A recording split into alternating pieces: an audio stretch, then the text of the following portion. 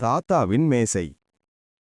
ஒரு பலவீனமான வயதான மனிதர் தனது மகன், மருமகள் மற்றும் 4 வயது பேரனுடன் வாழ வந்தார். அவரின் கைகள் நடுங்கின, பார்வை மங்கியது, நடக்கும்போது தடுமாறினார். குடும்பம் எல்லோரும் ஒன்றாக மேசையில் அமர்ந்து சாப்பிடுவார்கள். ஆனால் தாத்தாவுக்கு சாப்பிடுவது கடினமாக இருந்தது. அவரின் கைகள் நடுங்குவதால் பட்டாணி கரண்டியிலிருந்து தரையில் விழும்.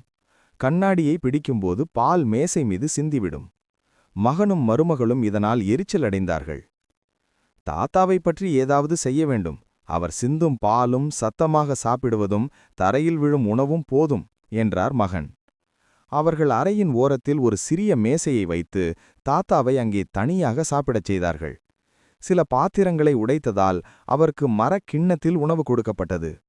குடும்பத்தினர் அவரை நோக்கி பார்த்தபோது அவர் தனியாக அமர்ந்து சாப்பிடும்போது கண்களில் கண்ணீர் இருந்தது.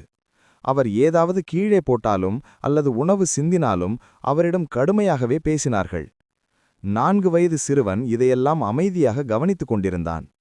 ஒரு மாலை இரவு உணவிற்கு முன் தந்தை தனது மகன் தரையில் மரத்துண்டுகளுடன் விளையாடிக் கொண்டிருப்பதை பார்த்தார். என்ன செய்கிறாய் என்று மெதுவாக கேட்டார். சிறுவன் இனிமையாக சொன்னான், நான் ஒரு சிறிய கிண்ணம் செய்து கொண்டிருக்கிறேன். நான் பெரியவனான பிறகு நீங்களும் அம்மாவும் அதில் சாப்பிடலாம். அந்த வார்த்தைகள் பெற்றோரின் மனதை உலுக்கியது. அவர்கள் ஒன்றும் பேசவில்லை. ஆனால் கண்ணீர் தானாக வழிந்தது. அவர்கள் என்ன செய்ய வேண்டும் என்பதை உணர்ந்தார்கள். அன்று மாலை மகன் தாத்தாவின் கையை பிடித்து மெதுவாக குடும்ப மேசைக்கு அழைத்து வந்தார். அதன் பிறகு தாத்தா குடும்பத்துடன் சேர்ந்து எல்லா நேரமும் சாப்பிட்டார்.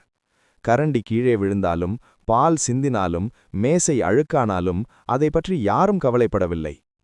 நீதி. குழந்தைகள் மிகவும் கூர்மையாக கவனிப்பார்கள். அவர்கள் நாம் செய்வதையும் பேசுவதையும் பார்த்து கற்றுக்கொள்வார்கள். நாம் குடும்பத்தினரிடம் அன்பாகவும் பொறுமையாகவும் நடந்தால் அதே அன்பை அவர்கள் வாழ்நாள் முழுவதும் பின்பற்றுவார்கள். நல்ல முன்மாதிரியாக இருப்போம், ஏனெனில் குழந்தைகளே நம் எதிர்காலம். நாம் நேசிப்பவர்களை இன்று தினமும் கவனிப்போம்.